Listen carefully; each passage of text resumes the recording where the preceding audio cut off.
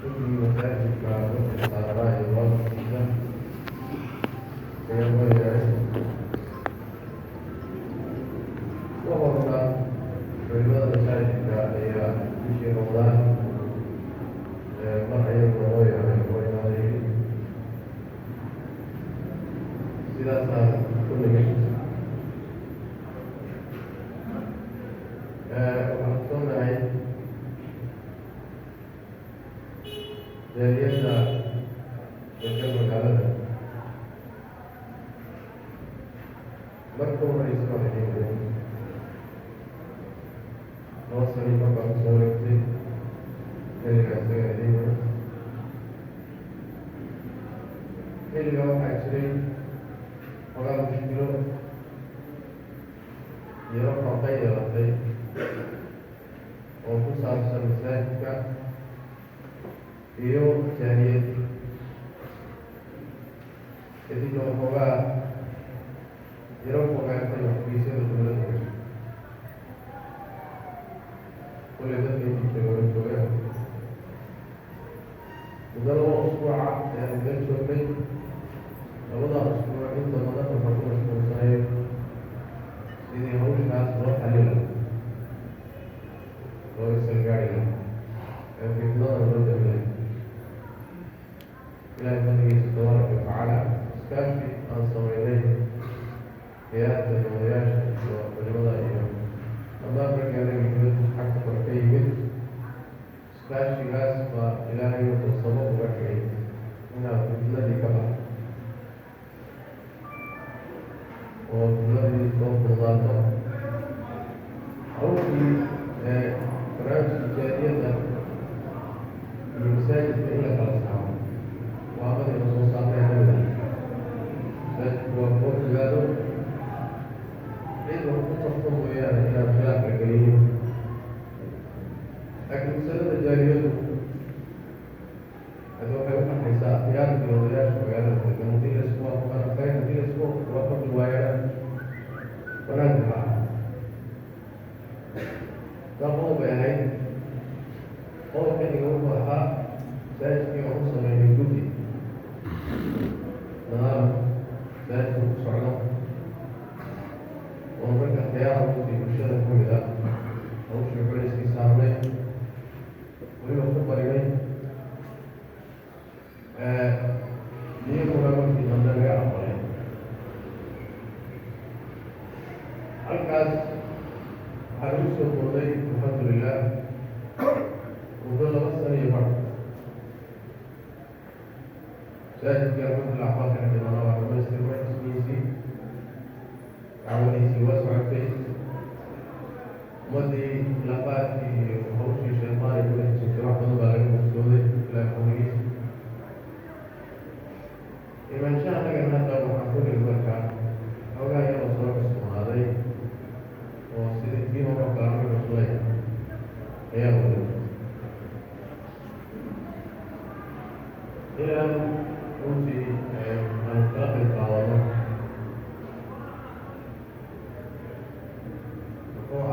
arrimaha noocaas oo kala ah waa arrin loo baahay qawaajib sharci waxaan soo tagnay anagoo kuwaad ugu qaadajirtay waddankii ka jirta oo wada socda waddankii hadlayo xaalad doorasho ku jiro oo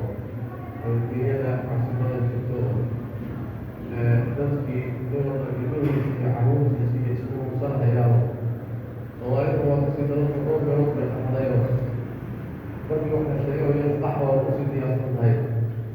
yani weelasheeda waa xikayo marka dad noocaasa waddanka ku jiro aanusigaasoo tagnay kadalika waqti xaj waay xaj baa laysu diyaarinayo oo qaadadiisa waxa lagu jiray maca dalika waxaa la ismiyey dal usbuuc waxay qaadataan doono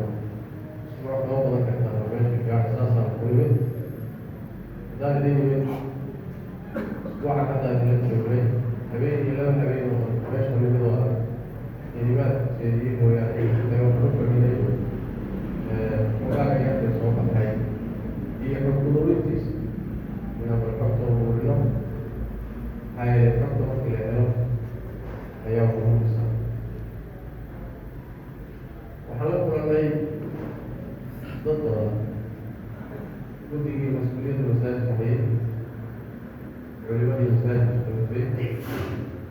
iyagoo wada jirana waa la kulanay mid la goona oo kulanay marka qaabka ama saddex goor baa la kulanay khiyaarkan iyo odayaal magaalada jooga iyagana sidoo kale kulamo fiidanisa loo yeelanay inahaas oo dhan waxaan ka uruurinaynay xoga markii runtii aan uruurinay dadka odayaasha iyo xoggaadka iyo culimada iyo kulli marka la isku daro waxay kusoo ururiyeen mushkilada yarta ee hadda jirta laba qodobka koowaad waxa weeyaan khilaaf soo noqnoqday oo culimada qaar ka mida u dhexeeya kaas oo marmarka qaarkood xoogaa laga gaaray gaarayo kale kaasi waa qodobka labaad waxa weeyaan ismaandaar xagga guddigii fulinta iyo guddigii culimada kaasoo salka ku haya dhanka nidaamka iyo kala dambeynta waagii markaan ka tegeynay culimadana guddi baan ka sameynay amiinkiisa guddiga masaajidka u samey guddiga masaajidka laba guddi buu ahaayo ishoosigaada kan culimaduna dowliguka garanaysaa marka guddiyada noocaasa iyadoo xeeroosaa aan uga tagnay haddana waxoogaa waxa loo yaqaano isdawaajiya yani iskuga xagga maamulka ah ama isxaggarawaa dhanka maamulka ah ayaa soo baxay labada arrimood baa mushkilada hadda jirtaa ay tahay marka la fiiriyo wax si weyn maaha waa wax yar oo xaliya u ah laakiin waynu dhaqaanaayo soomaali baynu nahayo wixii yare soo baxay meeluu xididada la galaa meelaha xididada la galayaa sii xiriyo hataa wuxuu soo iskamaya baarista iyo wadatashi farabadan kadib waxaan xal u aragnay qodobada soo socda qodobka koobaad waxa weeye si looga hortago ismaandhaafka dhanka awoodda ah waa in masjidku yeesho hal guddi oo keliya kaasoo ka kooban 9 xubnood oo u kala baxaya 3 fulin ah iyo inta kale oo xubno ka ah guddiga guud waa hal guddi si waxoogaa isku dhaca laga ilaaliyo sheekhu waa inuu hal guddi yeesho guddigaasoo maamula caadatan marka la yidhahdo qaab maamuleedka masaajida iyo muasasaadka iyo nidaamyadu u samaysan yihiin cid xil haysa hadday jirto waxaa laga maarmaana cid ka dambayso la xisaabtantaynaysa haddii cid xil loo dhiibo cid ka dambaysana aynan jirin isagii baa fashilki kara isagii baa xilgab noqon kara isagaa xilka ka tegi kara asagii wuxuu baahaya shaqada cidku ishraafto taasaa waxay keentay inaan idhaahdo guddi guud oo sanadkiiba 2 goor ama 3 goor fadhiista siyaasaadka guud xisaabtanka miisaaniyadda masaajidka dejintiisa asagu siyaasaadka guud ee dhowrka goor usu imaanaya bes ka shaqadiisa guddigaas waxaa ka hoos baxaya guddi fulinka oo tiraya 3 ruux oo isagu u taagan shaqa maalmeedka masaajidka meel baa halowday meel baa sii noqotay dacwadiisa hawshiisa kalwadka labada guddi markay isku yimaadaan shirka guudna way wada galayaan laakiin shaqada cidda qabanaysa waa guddiga 3 ruuxa fulinta ah ee kooban laakiin shaqaday qabanayaan waa fulin iyo kabaran qodobka kale waxa weeye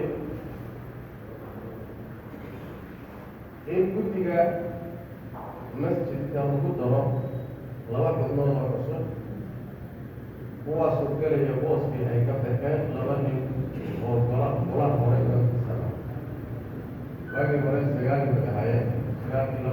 noqotay labadii booskoodii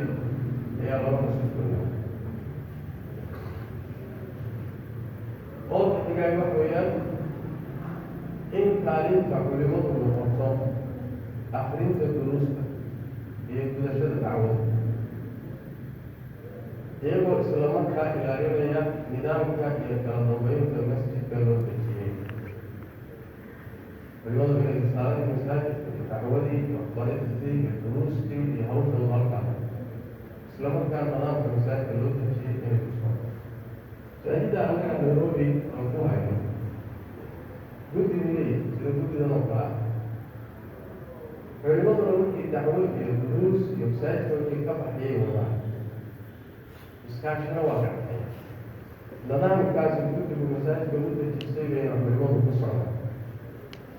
culimadu marka dowrkoodii iyo kaalintoodu waa inay dacwadaas iyo duruustaas ummadda hogshaakeeda labada isqabtay inay kala saaraan inay kala xukumaan